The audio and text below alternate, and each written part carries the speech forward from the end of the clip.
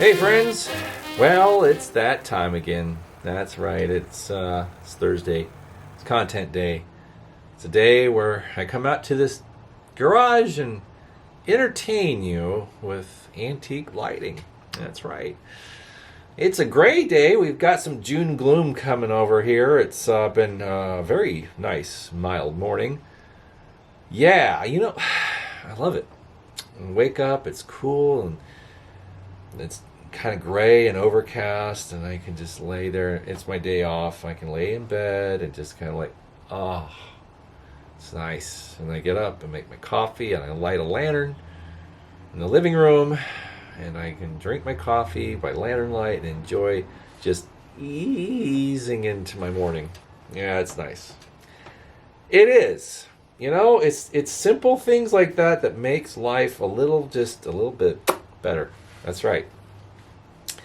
Well, I hope you guys have been having a nice week. My week hasn't been exactly terrible. Had a nice weekend last weekend. It was just, oh my goodness. Thursday through Tuesday was actually really great. Yeah, I spent some quality time with my wonderful lady. And, she came over on Thursday a week ago. Yeah, a week ago now. And there was a little event at the lounge that I work at Hemingway's on my weekend job, and they were going to show a movie. They were going to have a movie night, and that started about 10 o'clock. So the regular hours are 10 to 10 on weekdays, but they were going to have this after normal business hours. And so, yeah, till 12 midnight, and it was fun because I said, I was thinking of watching this movie. We weren't told what it was going to be until we got there. So you're like, oh well, that sounds fun. I'm like, you want to go? She's like, yeah, let's go. So all right, so we went to Hemingway's, and we, poured a little whiskey, and she actually shared a cigar with me. She's been enjoying cigars a little bit here and there, and we watched Van Damme movie. What was it? Hard Target? Yeah, from 1992, somewhere around there. I mean, the one-liners in those action films, oh my gosh, too funny. Fun film. We all just were having a great time. It was a blast. They had donuts and coffee and snacks, and we're all chiefing on nice, fine cigars, and it was a fun night. And then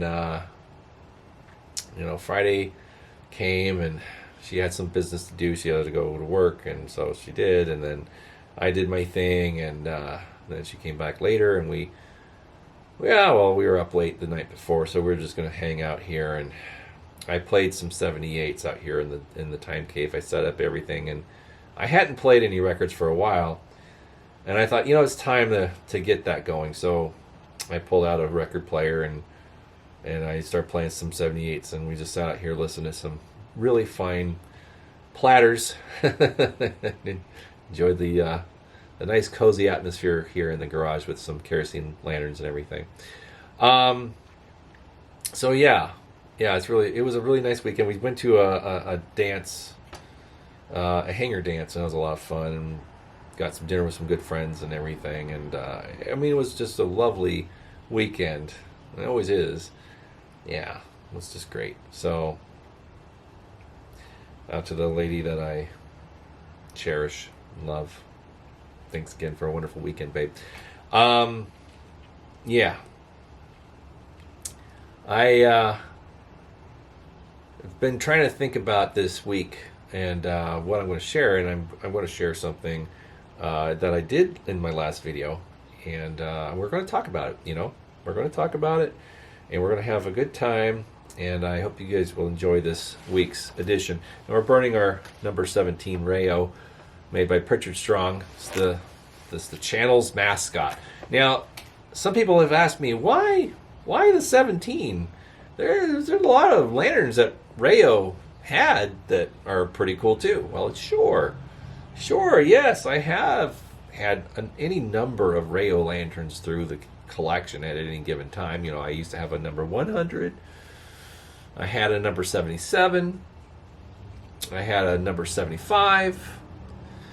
I had several 65s, and But yeah, I've sold a lot of things. I've kept just specific ones. My favorite, the number 17 here, this little square tube, 00 size, is just a charming little thing. I love it. And when I first saw a picture of one of these things was on the Tubular Lantern group, and someone posted a picture out camping in the woods with this little number 17, and I was like, what? That looks like a little star, but just a little cooler. I love the stance of this thing. It is just such a cool little chunky little lantern. It's just I'm like, I have to have one. I gotta find one. So the seed was planted, and I did. It was 2020, I want to say. I found it on eBay. Yeah, somewhere. Anyways, yeah, I love this thing. It's just a great little piece. Beautiful lantern, burns great, just has a really nice look. And when I was changing my previous name to my current handle on YouTube, if you remember far back enough, it used to be GE35 Monitor T, or 35GE Monitor T. That's right. I had some videos with monitor top refrigerators, and that was my passion at the moment. Truck. Anyways, but I'm like, well, I'm doing lantern content, and I should have something very specific and brand myself a little better, because 35GE Monitor T was very creative for monitor top refrigerators related stuff, but it was hard to say, hard to remember. No. So I thought, you know what, let me think. So I started looking at the old advertisements for Rayo lanterns from the turn of the last century, and I thought those were really well done. It's kind of nice, inverted type of illustrations. They depicted people at night. So they black backgrounds with a, kind of a wood etching type of relief quality to it. And you have a guy sitting there reading a newspaper with a center draft Rayo lamp, all this stuff. And they were really cool advertisements. I thought they were great. So I thought, the Rayo logo looks really cool. And maybe Rayo Rob would be a good name. Rayo Rob. Well, I don't only own or collect Rayo lanterns, but Rayo Rob has a nice ring to it, doesn't it? I think so. It works. But I tried typing that in. And it's like, nope, there's somebody else that's got that name. I'm like, what? Who? And somebody does, and they're not even into Rayo lanterns. It's like, well, come on. Anyways, so I'm like, all right, I guess I have to add a number to this thing. I'm like, well, let me try. Well, number 17. That's a cool lantern. It's one of my favorites. So I'm like, number 17, accepted. And that's the story how Rayo Rob number 17 became a thing here. That's right. That's the whole backstory to that. But I have a number 82 copper fount, and I have a number 65 that I like. I'm keeping that one. It's got aged green paint on it. It's just really cool. But yeah, I don't have a whole lot of Rayo lanterns, and all the ones I have are made by Pritchard Strong. I did have a Rayo marked Embry one it was a number 240 from the 30s, and somebody else has that now. But it was a cool lantern, and it was nice. Sure. And Embry makes great lanterns, but something about the Pritchard Strong era, that just seems to be more, yeah. They offered a lot more variety, because by the time Embry took over, I mean, they were just all the same. They were the same lanterns. There wasn't a whole lot of variety as there was in the Pritchard era. Yeah, that's true. But anyways, I digress. Nothing wrong with the Embry made lanterns. They're beautiful, they're wonderful, and they work very, very well. So enjoy those as well. I just have my favorites and my preferences. It's not to be inflicted on anybody out there. But anyways, last Thursday, we shared a special little lantern here. That's right. This is the Erie Ideal Inspector that I acquired from late Earl. Yeah, Lanternier. And, I've been messaging back and forth with his widow. That would be Janet. Shout out to Janet. I know she watches the channel here. But I thought, let's light up this thing. I didn't light it last week, just because of time constraints and everything, but I was also out of fuel. That's a good reason not to fuel it. But anyways, I have kerosene now, and I've been actually burning this thing out here in the time cave on select evenings, and it burns great. It's a really nice lantern. I had to do absolutely nothing to get this running, except for just put some fuel in there. I knew it was a turnkey lantern because I've seen pictures of it burning before Janet sent it to me. So, close the deal. Everything's happy. Everyone's, satisfied with the way it all came out. So, yeah. Now this lantern will live here in the time cave and be enjoyed by all of us, not just me, but all of us, in honor of Earl. And I hope that he's appreciative of that it's here and being enjoyed and shared to so many people. But yeah, the Erie Railroad, it's interesting stuff. I don't know too much about it, but they operated, I guess, out of New Jersey, and between New Jersey, Chicago, New York. And it's a rather historical railroad. Yeah. And it eventually became Conrail. Conrail eventually there was Erie, Lackawanna, and then Conrail bought them out. And there's still lines that the Erie Railroad used that are still in service today.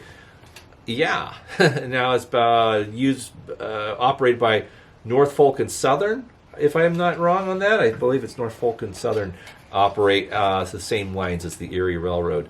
So there is still vestiges left of the Erie Railroad. And then I have this piece. It's the only piece of the Erie Railroad I actually own. I have a lot of Erie marked cast iron skillets. That's different. That's from Erie, Pennsylvania. And that's a cast iron foundry. But anyways, yeah, it's a pretty cool piece. Now it's interesting, as a kid I was into HO model railroading and stuff, and I had all these magazines. People would give me magazines on model railroading, and they had beautiful photos of these like exquisitely detailed, highly modeled, just beautiful layouts. And there was guys that modeled after the East Coast railroads, of course, like New York and Pennsylvania and Erie. And I saw some really nice locomotives with Erie, markings and everything, and Erie livery. There you go. But I didn't really know much about the Erie Railroad, except the logo was kind of neat. The diamond with the circle. This is Erie. That's it. It's very simple. But yeah, I think they used a lot of Berkshire, especially in the 40s. Who made those engines? Was it Lima? Yeah. But anyways, yeah, 284s. Yeah, those big old Berks. Beautiful engines. Now it's funny because, like, reminiscing with some about the 80s and 90s and model railroading at that time, there was definitely two steam engines that were very, very influential. Yeah, and that would be, of course, a 464 Hudson used by the New York Central Railroad, highly modeled by so many modelers, especially Lionel. Lionel made so many versions of the Hudson, it was ridiculous, and a lot of imaginary locomotives based off of the J-class Hudsons out of New York Central. Also, the Berkshires. Yes, the late 30s, early 40s Berkshires, the 284s, with that huge sand dome on the center of the boiler there. Holy crap! Yeah, they were modeled heavily because there was. And in all intents and purposes, as much as I enjoy and appreciate and admire 4014 and other big boy locomotives or the cab Fords or any big articulated steam engines of the era, there's just something about the 484s, the 284s, and the 464s of the 30s into the 40s that just really cool looking engines. They're just brutes, absolute brutes. They're just. Yeah, I love a streamlined steam engine, sure. I like Art Deco. Streamlined steam engines like the Dreyfus or the, ones that Raymond Loewy designed for Pennsylvania. All those are beautiful. Those are great. I appreciate those, adore them. But there's something that's just raw and amazing about a clad steam locomotive from that era. They just exude strength and just especially having stood trackside at seeing 3750 51 come at me at 60, 70 miles an hour. That's pretty impressive too. That is, oof, wow. And there's nothing like that. There's very few things on this earth today that affect somebody like that. If you're trackside and you know you're going to see a mainline steam engine come at you at that speed, film it, record it. It's a rare occurrence, especially these days. But yeah, sadly there hasn't been too many steam excursions. But anyways, it's there's a lot of reasons. They're not good reasons. They're greedy reasons, in my opinion. Yeah, Amtrak. Ugh, gosh, those guys. Killjoys. Yeah, I don't want to get into it. It's just going to spoil the video. But anyways, rail excursions need to make a bit more of a comeback. Yeah, they do. But anyways, I'm enjoying this lantern here. And there's been many nights since I acquired it last week. I sit out here and I light 5 or 6 other lanterns I have hanging around here, and I'll sit here and do my thing and enjoy the light, enjoy the soft glow out here with these things. And I've been burning this and enjoying it, and it brings me great comfort. Now I'm not going to attack anybody here, just right out. I'm going to say this. I guess I'm more curious. I guess it's a curiosity. But, I see a lot of wonderful lanterns posted online. I'm sure there's a reason. But I'll ask this question. But what is it about how some of you guys enjoy lanterns? I'm not calling anyone out on the carpet, but I'm just saying that I see pictures of these lanterns burning either in the middle of the day in the sunlight or in an enclosed environment in either a garage or a home with all the lights on. You can enjoy your lantern as you wish. I'm not going to say any different. And I know that some are working in their garage and they're just burning a lantern just as a support or a fun thing to enjoy while they're working on something, and that's fine. For me, my garage time is just me reflecting, and I'm not working on anything except for maybe myself. Personal reflecting time. So I like turning out the electric lights and letting the lanterns do their job. And this warm, soft light is just it's beautiful. It doesn't need to be threatened by overhead LED or whatever, fluorescent lighting, and that's just me. But do yourself a favor and just cut those out. Turn off the lights in the house or the room that you're enjoying your lantern, and let them do this. I'm sure maybe you do. I'm not going to say that you don't, but yeah, I know it's hard to photograph a lantern with the lights off because all you're going to see is the light, and you want to see the rest of it. Now, photography is tricky, of course. It's not everyone's a photographer. Not saying everyone should be, but yeah, I think my favorite personal time to take a picture of these things is dusk, because you're outside. Say you're outside on hanging out, on a chair, and you got a nice table, and you got one of your favorite lanterns or a couple burning, and you're right before sunset. It's like right before the sun's gone, and that last vestige of light, and it's kind of every blue shadows and everything, and you can see the lantern, but also the soft light. That's the best time to take a picture of an antique lantern, in my opinion. You get the best of both. You get that nice evening dusk light with the nice warm amber light from a kerosene lantern, and then you can still see the frame and the details that you want to appreciate. That's I wouldn't claim myself to be a photographer exactly, but I'm pretty handy with a camera. But that would be my free advice in capturing antique lanterns in the best way. Some of you guys out there are taking magnificent photos. you post on the group. Beautiful photos. I'm envious. not about the lantern, but the setting that you have at your fingertips. Some of you guys are out there in the flatlands in the Midwest and everything. You got these fields and everything, and just beautiful, beautiful pictures. And you're taking them at in the evening before the sun goes down and everything, and just beautiful shots. Wow. And I see a lot of wonderful photos. I do. And I think that's great. And I applaud you guys for sharing your collections. And I'll have to say this. And I know you guys will appreciate this. But that little group, Tubular Lantern Collectors Group, that the Kirkmans run, is one of the only places on the internet that is free of AI.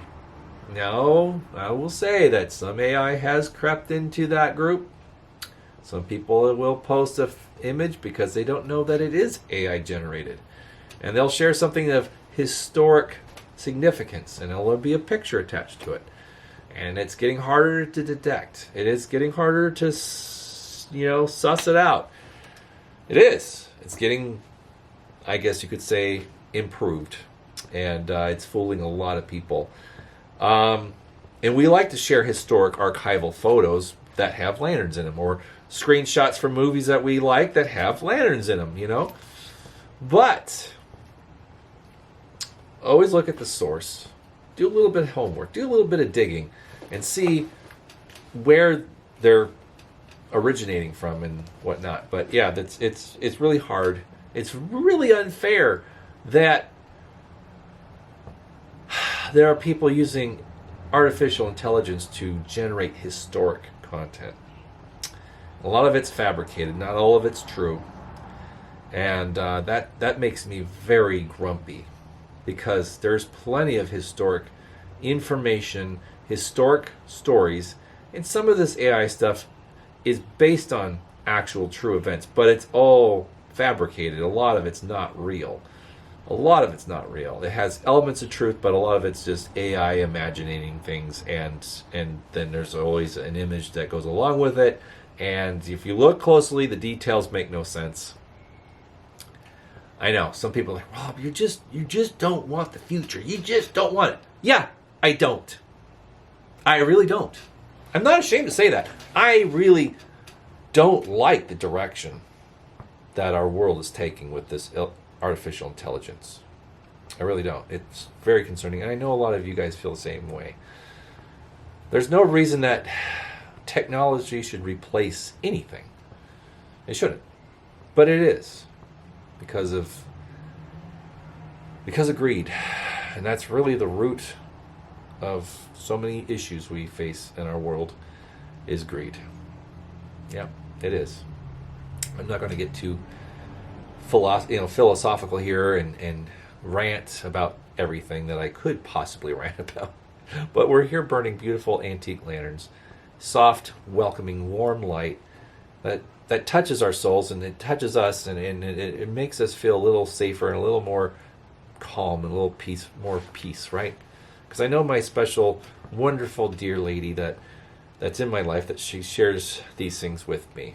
And one of her favorite places, she's admitted, is right out here.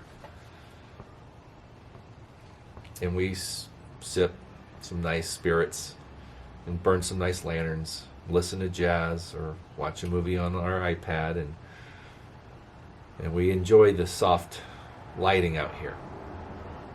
And it's amazing how that resets her and me. It's a beautiful thing. And it's stepping away from the fire hose of technology that we endure every single day. And it's good to reset. It's good to be analog, even once a week, or as much time as you can afford to unplug. I know you're watching this on YouTube. It's kind of ironic. I know, I'm being ironic. Well, you use technology to make your content, Rob. Well, sure. But I have received photographs from some of you guys with your device watching my channel with a lantern burning. And I have to say, I really appreciate those things. I appreciate those photos. That is very sweet. Because you appreciate my content, and I am very touched by that. I really am. And, you know, it's my channel that actually helped my beautiful lady get to know me before we really started to see each other. And she realized I'm the same person on the camera as I am in real life. And she got to actually get to know me that way because she was going through a lot of things and still is. And we don't always have as much time as we'd like to spend together. But she watches the channel, and she doesn't only just watch it for me, mind you. She actually pays attention, and she looks at these lanterns, and she names them all. And she's like, oh, yeah, that's the blah, blah, blah, blah. And she's rattling it off. And I'm like, you're actually listening? She's, well, yeah, it's fascinating. She's like, well, duh. I'm like, well, yeah, she's very special. She's very special. And I'm very blessed. I am. Anyways, friends, thank you for making this channel what it is. And it helps me keep going, you know. And this, I burned for Earl, and I know that he's happy that it's here because he is a big fan of my channel. And so I think he's grateful that it's safe and it's in good hands. And I'll be enjoying it for a long time to come. And yeah, and you know, it came with a special little bonus, and one of them was a beautiful glass slipper, carnival glass slipper. Those little tchotchkes that you could get back in the 30s, 40s, 50s, 60s, 70s. Yeah, stuff your grandma would have on a shelf with little other knickknacks. Well, my lady collects those. She used to collect them, and then she got rid of most of them, and then she's starting to build her collection back a little bit. And Janet actually was paying attention when I mentioned that she does this. And she included a nice Fenton glass slipper for her. And she's never met her. She's never even seen a picture of her until recently. So yeah, the love and the gratitude and the yeah, it's there, and this channel definitely has promoted a lot of that. And there's a lot of great people out there. I know we all get kind of consumed in how terrible the world is, and we're all just focused and inundated with negativity. But don't think for a second that there aren't good people out there. There are. And I've had the pleasure of meeting them either electronically or in person. And I've met a small percentage of some of my subscribers that live near here, and they're lovely people. And some of them become good friends. Yeah. So I guess I'm doing something right. Anyways, guys, we're over time here. But thanks again for stopping by. Thanks again for contributing and your comments and your messages on Facebook. I appreciate you guys. You guys are great. Keep it up. Keep enjoying the simple things. And I will keep bringing you guys content as much as I can. Sharing either a new thing or something that I've had for a while and why it's special and why I kept it or whatever. We'll keep on going. Okay, guys? Take care. And we'll see you in the next video a week from now. Have a great weekend. Bye.